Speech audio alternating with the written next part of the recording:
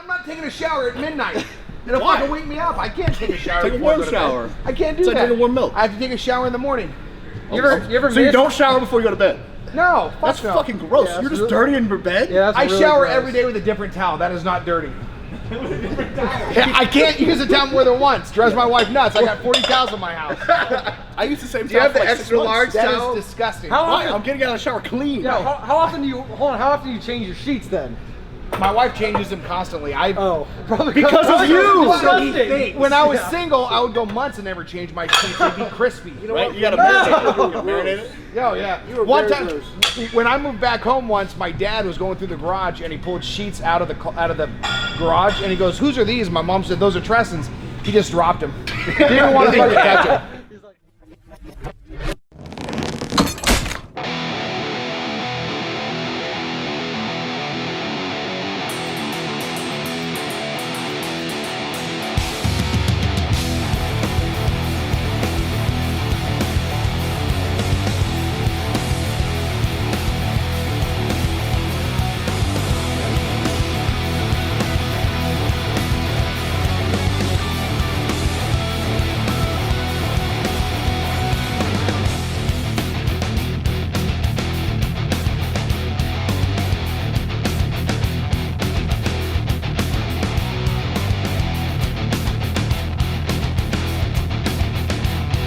I squat before I bench because if I don't warm my hips up, I can't lay down on the bench and get my feet down.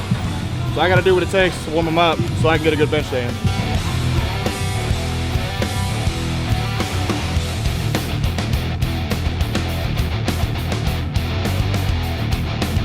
So I've been warming up some triceps, a little bit of pressing motions. Got to get my hips and my back good to go. So that's where the squats come in. Now the face pulls, rows, some curls are all gonna play big into my bench. So if I gotta get tight on my bench, I gotta arch up, however big that arch is gonna be. I need to lock my shoulders in. I need to have my back nice and tight so that I can disperse some of that weight that's gonna be in my hands throughout my entire body and not just throw it on my pecs and triceps. So I'm gonna keep that, get that nice and pumped up, get that warm, the same way I would do a squat or a deadlift. And then try to turn the bench into more of a full body movement as close as I can. And hopefully that'll come to a big bench.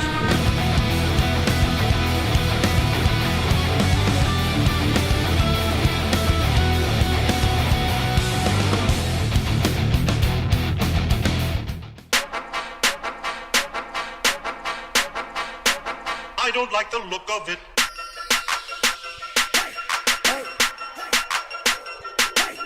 REEBOK Record Breakers, November 11th at CSA Gym.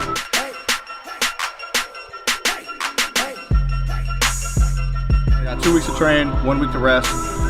So next week will be some heavy singles. Try to work on moving them faster. Other than that, that'll be a lot of slingshot work. The final week will be opener. What I like to do is an opener for 2 singles and then a double, and I call it. And then from there I just rest. My rest week will basically consist of I'll hit all 3 lifts. I'll do 3x5 up to 50% and be done.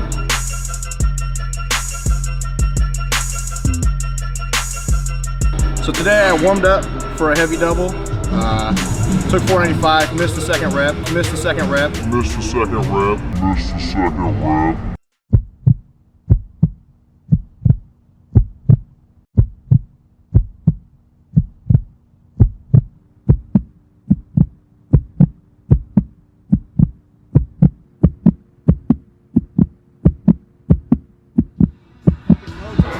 Come on, Marcus. Let's go, Marcus. Come on. 1, 2, here we go. 3, up, out, out, out.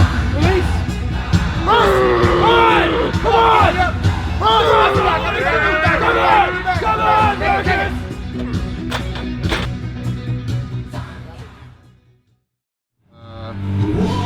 Not too upset about it because it's not something I had planned for, something I wanted, but kind of went off a little program a little bit. It was supposed to just be a heavy double today, so went a little heavier. Missed it, but my spotters didn't let me grind it or fight or get in a bad position. They took it from me, so I feel good still.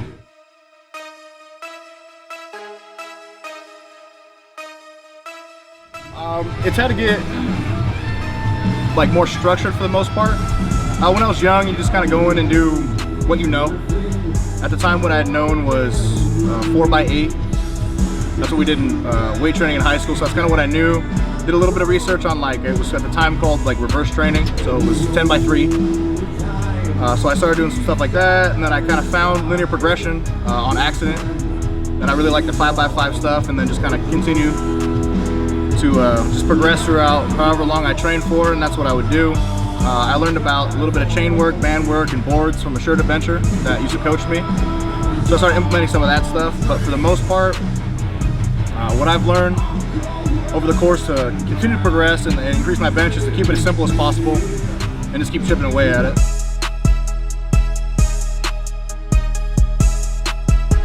If I can go back and talk to my younger self, it would probably be not to train as heavy as I did when I was younger, and to just,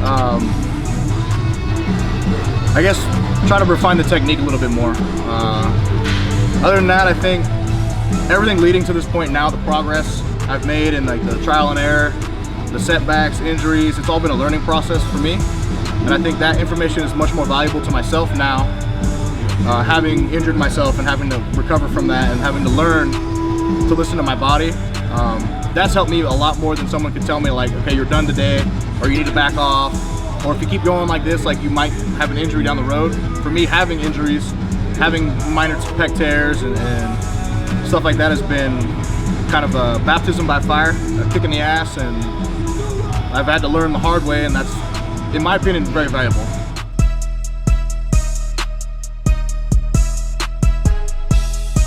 That's something I've learned from training in here, is to just limit the misses.